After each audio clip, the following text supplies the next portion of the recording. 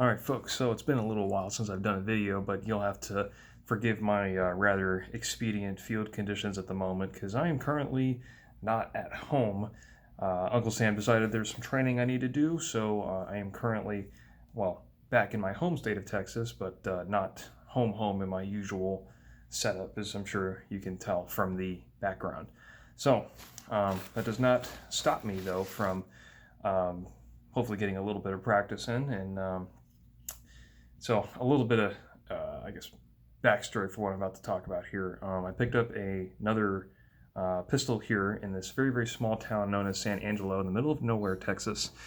And I have some history with this town because I was back here probably 2015, 2016 time frame. And this is actually the town that I bought my very first polymer frame pistol. And that was the Sig P250 back when they first came out, way, way back when. So it was one of the like the first gen models, I like to call it, with the non-upgraded trigger. So I bought it from a small store here, and I was very, very happy with it, and I still have it to this day. But I was originally looking for a Sig P250, not a 320. And wouldn't you know it, the other gun store in town had a P250 in stock that day when I was looking around. So I thought, well, I'm not going to buy it today. I'll come back on the weekend and then I'll buy it. Well, it turns out the day I went to go and buy it the next day, someone else from the base had bought it ahead of me. So I was out of my P250 for a number of years, actually. So fast forward a little bit, and the P250 series is now discontinued. And I basically have, I got the 9mm and the 45 versions, like the slides and the calibers and frames and all that stuff. So I'm set on that end. But Sig made a 22 caliber version of the P250. And I've been looking for one of those for probably 3 or 4 years now, just kind of round everything out. And they stopped making them a few years ago. So finding the 22 version has been actually kind of difficult.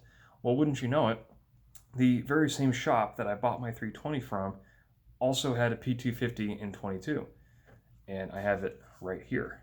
So, wouldn't you know it, again, fate has given me another chance to get a 250, especially the one I've been looking for a very, very long time.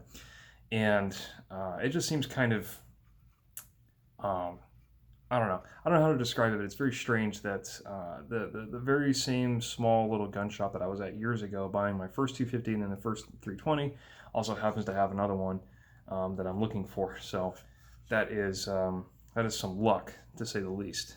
So also interesting that this tiny little town of San Angelo actually has one of these pistols that has been discontinued. So, but the story behind this one was when I was talking to the guy at the counter. I noticed the pistol sitting there on the counter, and I was like, "Hey, dude, can I get that pistol?" And he's like, "Oh yeah, sure. Let me go get the box." So he went in the back to go get the box, and then he comes out with the box, and the box is like so covered in dust that you could not, like, the Sig Sauer logo here. You could not even see the logo on this because it was so caked in dust. And the guy was like, "Oh yeah, we bought this pistol, ages ago, and we forgot it existed in our inventory. It's just been sitting back there for, oh, God knows how many years." So you're the first person to actually ask about that in a very, very long time. So, we've been sitting on this pistol for years. Nobody ever wants it. So I'll just give it to you for the ticket price on there. No taxes, none of that stuff. So I ended up walking out of the door with this pistol for $350, which is pretty good, honestly. Considering that these are extremely hard to find and no longer made anymore, the price is kind of, it's really up to whatever people are willing to pay for it. I don't think there's ever going to be an established value for a P250 22. So that being said, though, there is another version of this that has adjustable sights on the rear here, like target style sights, but this one does not. It just has a regular fixed sights. But an interesting difference with this 250, though, that other 250s do not have is this takes regular SIG sights. So if you look there, right here in the back, normal 250s have a big chunky cutout here in the back of the slide. So they have basically proprietary sights only for that pistol. This one has a standard dovetail both in the front and the rear, so you can use whatever style SIG sights that you want, which I will probably replace this with some target sights at some point, because at the end of the day, this is a kind of target practice gun. It's not a practical duty gun. So I'm very, very happy to be able to have sourced this, because like I said, I've been looking for the 22 version of this for years, and I was really sad when SIG decided to discontinue the entire P250 line, because I honestly feel like the P250 was a better made series than the 320. The 250 did not have any of these issues that the 320 consistently has all the time, with people saying that they're firing by themselves, they drop, or they fire when they're dropped, all these kinds of quality control issues, and having to send it back to SIG for the voluntary upgrade, right? The 250s never had any of those issues, but so I just feel 250s are a better made gun than the 320 series, in my opinion. But anyway, this 250, I like to call it the Gen 1.5, because there was actually quite a few number of generational improvements with the 250 and 320 series of guns. The very first generation 250s and 320s had a very different style of grip module. It had more of like a horizontal serrations here that look kind of very old schoolish, old style kind of design. They were also marked here. I don't know if it'll show up here on the camera there, but see this little cut right here that says compact medium? That was something that was on the first gens and the 1.5 gens grip modules, but it was not on the Gen 2 ones. So all the current grip modules that you find for 250s and 320s now will have a fencing in around here where the slide lock release lever is on both sides. You'll see a fencing that prevents you from using the Gen 1 1.5 slide lock release levers. Very annoying. And they also did away with the cut here that says the frame size and everything else. They did away with that. So this is what I like to refer to Gen 1.5, because it has the upgraded or updated grip texture and style here that you can see that we're all used to seeing now on the current models. So this is basically a 1.5. I've only ever seen a Gen 1 grip frame on a used 250 sitting in a store, but that thing was absolutely beat to heck. Whoever carried it a lot and shot it a lot, because that thing was just absolutely beat up. So, yeah, so as anyone knows, P250s are a double action only pistol. And a lot of people really don't like that. I don't have an issue with it. I've always been, very capable with this style of pistol. Honestly, I prefer it in some ways to 320 in pretty much every way except for speed. It's kind of hard to be very fast with these because you have to let the trigger out all the way and pull it all the way again to get it to go off. So it's obviously a lot more time and effort required than just a simple striker-fired system, and this is no exception. Yeah. Cool thing about the P250 22 version, though, is that this uses a standard grip frame and also uses a regular fire control unit. So this is basically, you're buying basically a 22 slide and barrel and all the other pieces that go into this thing. Because I can put on a 9mm slide upper on this, I can put a 45 upper on this, and the fire control unit will still work because it's still, same bobbed hammer design. So it's really cool that you can use other calibers with this. So basically paying $350 for a 22 conversion, but the fact, like I said, the fact they don't make them anymore, the value is really up to whatever people want to pay. So I think I have like 3 or 4 250s now total. I just keep buying it because I just like these guns. I just think they're neat. The modularity is really cool. I plan to, once I get back home and have access to all my other grip modules and everything else, I'm probably going to swap out this frame for X series frame. Of course, I am going to have to modify the magazines a bit because these are Gen 1 magazine base plates. You can see right there. It's really not coming up very good on the camera, but you see it says Sig Sauer written on the base plate there. So this is a Gen 1 magazine The Gen 2 magazines just have the big old Sig logo on the bottom here. Gen 1 magazines will not work with X frames because of the tabs here on the bottom of the base plate right there are just a little bit too large, and they don't fit in the X frames for whatever godforsaken reason they decided that was a good idea. So you either have to shave down the Gen 1 base plates or replace them entirely with Gen 2 base plates, but Sig charges like 10 bucks for like one Gen 2 base plate, so I'm probably just going to shave these down and get them to fit in both. So how did it shoot? So given the rather interesting dynamic that we live in right now where it comes to ammo availability and prices, even 22 is kind of hard to get a hold of right now. All the big box stores are completely sold out, so I had to go to the small like mom and pop shops to even get any 22 at all, and even then their selection was very limited. So I was limited to some CCI polymer coated clean ammo and the Winchester, like really crap Winchester bulk white box stuff. And I shot majority of the Winchester white box bulk stuff because I didn't want to shoot the nice stuff. I wanted to have some reserve for, if I felt like shooting again while I was here. And I probably will be shooting again at some point. But yeah, Winchester 22 ammo is awful, absolutely awful. In the box of, I think it was like 235, 250 rounds or so, whatever weird number they decide to ship the boxes in.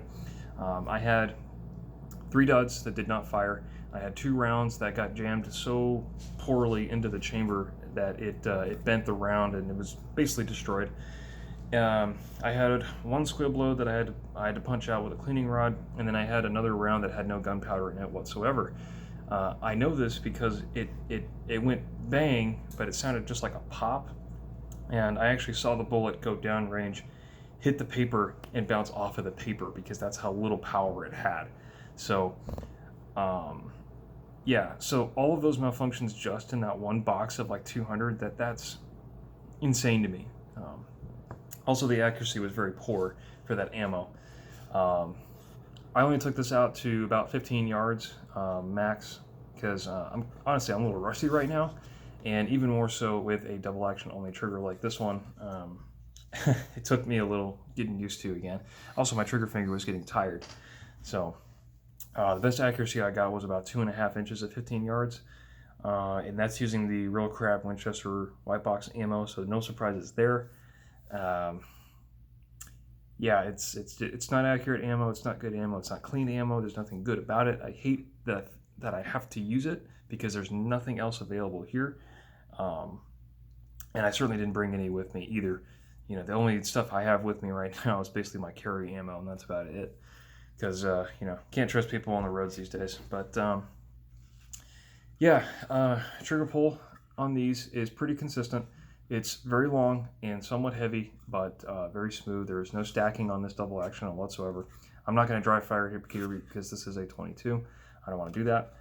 But yeah, it's almost akin to like a really nice Smith & Wesson double action on a revolver. Pretty much like that. Not too heavy, but not exceedingly light either. No stacking, very smooth. That's just something I really like about 250s, and people are like, oh man, double action, oh, it must be a terrible trigger. It's not. Very easy to stage as well, especially if you want to get a little bit of accuracy, and you can stage these quite easily. Another thing I like about these. And so yeah, it shot like a 250, I'm sure I can squeeze out a lot better accuracy once I actually get back home, get some more practice in, and use some ammo that is not garbage. So for Takedown though, this one is a little bit different because of the nature of how they set this up. So I'm going to take it apart here real quick. Now it takes down just like any other, but with the takedown lever here, like on 320s and 250s, normally you push it all the way back. This one you kind of have to put it halfway to get it to come off, and even then it's a bit of a pain. So there we go. You kind of have to put some extra oomph on it to get it to go. So the lower is your standard 250, nothing special different there. You got your fire control module in there. Really everything identical, the same. No surprises. the upper is where it gets interesting. As you can see right there, there is a big old cut right there, and a big bull barrel sitting in there. So you have your little recoil spring assembly in there. This is basically, I want to say like a direct blowback kind of setup, but it's a little bit different from your usual 250s and 320s in the fact that there is a bushing up here in the front. I'll show that real quick. So I'll take the recoil spring out. There you go. And then as you can see here, there's a little bushing that goes in the front here, and that keeps the recoil spring nice and centered. Now, normally with these, you would take the barrel, lift it up, and just pull it out. This one, you have to push it through the front because of how it's designed. So I'll just do that here. It's still dirty. I don't have my cleaning supplies with me, but all right. So this is your barrel. It's freaking huge and chunky because they wanted this to, I guess, have more weight and have the same form factor, I guess, as their regular barrels. It's a big honking barrel, and it has the big extractor claw right there sitting on their side. And as you can see, it's just a big stinking bull barrel with a little 22 hole cut in it. So pretty cool. It's very different from other 22s I'm used to seeing. And then of course the slide has typical 250 quality. Excellent stuff. Very cleanly machined. I think this slide is made out of aluminum because it doesn't weigh anything, and that would be in keeping with a lot of other 22s that I've fired, where the slide is lighter weight to facilitate the blowback action. So, yeah. I'm not quite sure how the firing pin works in this though, because normally on other 22s it basically has like a little blade that sits in there, and the hammer just hits it, or a striker lets it go. But this one is still, it still looks like the back of a regular 250. You can see the back of the firing pin there, but the front of it is, like on the breech face, is a little like the usual blade that we're used to seeing. But I haven't seen a 22 setup quite like that. So maybe at some point I'll take this whole thing apart and see how it actually works. But yeah, I really do enjoy the, I guess the cleanliness of the machining for slides for 250s. I really do feel like 250s have kind of like that old school kind of Sig quality about them. They just feel very Sig-like, I guess, for lack of a better word. So yeah, it just feels like a really high quality piece. So we'll put that back together here. And I'm not sure if Sig actually ever sold the 22 conversion kits for 250s on their own, or if they only sold them as whole guns like this. I'm sure at some point they probably did, and they discontinued it for whatever reason. I really hate when Sig does that, because there's a lot of cool stuff they make, and then they end up not supporting it, and then you have trouble finding it later. But, I mean, like right now, it's almost impossible to find 320 exchange kits, and heck, you can't even find 250 exchange kits anymore either. So, it's a little disappointing they decided to do that, but, you know, that's Sig for you. They'll make... Sig is notorious for making all kinds of little iterations here and there for all their product lines, and then they'll just stop making them, and then they'll make a little bit, and then stop making them, and make a little bit, and stop making them, and blah, blah, blah. They're just... Their product line has so much discontinued stuff, it's crazy. So put that back together here. Now for a reassembly for this is also a little bit different, because this barrel can move quite a bit back and forth. You have to push it all the way back, and then you can put the lever back forward. So another odd feature about this is that this gun has no last round hold open for the magazine. So whenever you're empty, it doesn't. It will not lock back like this due to the 22 nature of how the follower works and everything else. There's nothing to catch the slide. So also the slide lock release lever on this is quite sensitive. If I have it up like this, if I just slap a magazine in, it will go forward on its own, just like that. So quite sensitive there. Not that you're really going to use that too much, unless you're doing it for like administrative purposes on your reins to show clear, because the simple fact that this doesn't lock open on empty, you're going to be racking it from the closed position anyways, 9 times out of 10. So Yeah, quick little video there in my rather expedient field conditions, as I like to call it. You know, even while I'm traveling, I still have some ability to practice and shoot. So very, very happy to have come across something I've been looking for quite a while now, and actually be able to get one. And I almost want to buy the other one that's here in town too, because one is none and two is one, right? So, but yeah, very happy to have it. I mean, it shoots like a 250. It is a 250. They don't make them anymore. It's old school Sig, you know, at least old school, you know, not Germany old school Sig, but you know, we're kind of getting there. Anyway, so yeah, it's a cool piece. I like 22s. I like this gun. It's pretty cool, and I'm just really happy to have found it in an unlikely place such as this. So, even while traveling. So, anyway, yeah, if you guys don't see a whole lot from me, in like the next few months, it's because I am not at home right now. So, yeah, it makes filming things just a little bit difficult. So, but especially with ammo prices and availability right now being absolutely nuts due to all the things going on. I'm sure you guys can understand. So, all right, that's enough for me, and we'll catch you next time.